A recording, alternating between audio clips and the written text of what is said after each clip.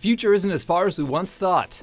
No, your DeLorean can't go back in time, yet, but it soon might be able to fly gracefully through the skies. Where we're going, we don't need roads. Welcome to Watch Mojo's Top 5 Facts. In today's installment, we'll be counting down the top 5 most interesting facts about everyone's favorite metaphor for a technological utopia, flying cars. You just had an accident. Yes, I know, I just had an accident, you daffy bastard.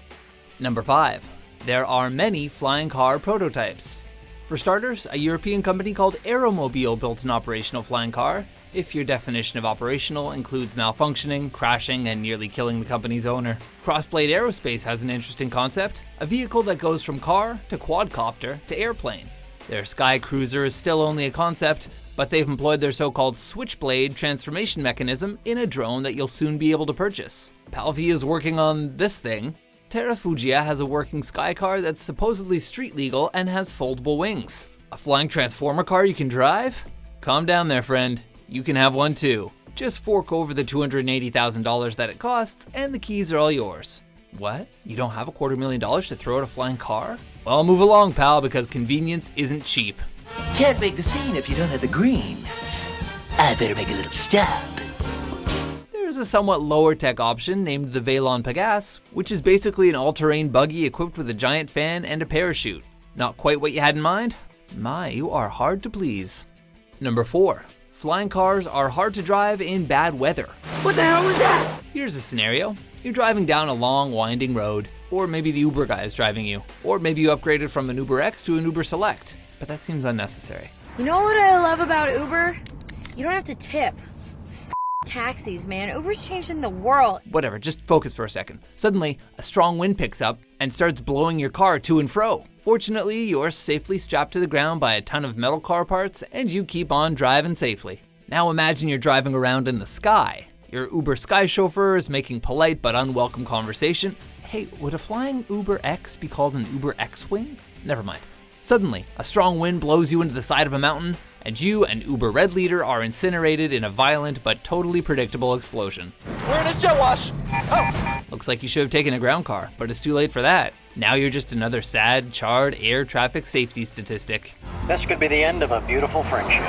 Point being, actual pilots are trained to fly in bad weather, while would-be Uber pilots are only trained to drive, and maybe to bullseye womp rats. But it's not impossible. I used to bullseye womp rats in my T16 back home. They're not much bigger than 2 meters. Number 3. They would need a lot of new infrastructure. Hey, Doc, you better back up. We don't have enough road to get up to 88.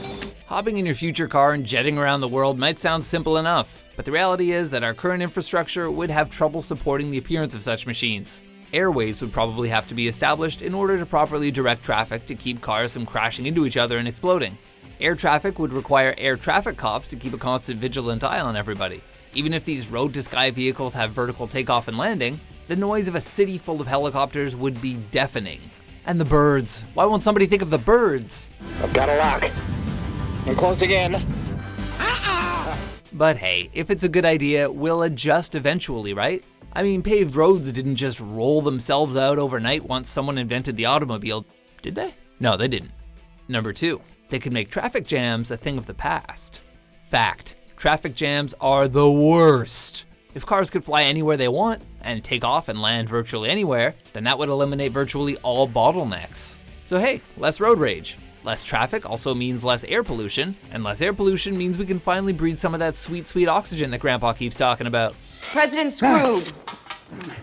Yes! If cars are flying everywhere, that means there'll be no need to build and maintain expensive highways. Finally, because of the rapid rise in self-driving car technology, and because trusting people in flying contraptions is historically a bad idea, flying cars could potentially be completely automated. So you could sit back, relax, and try not to worry that a computer is hurtling you through the air at insane speeds, and that realistically, number 1, breaking down means falling out of the sky.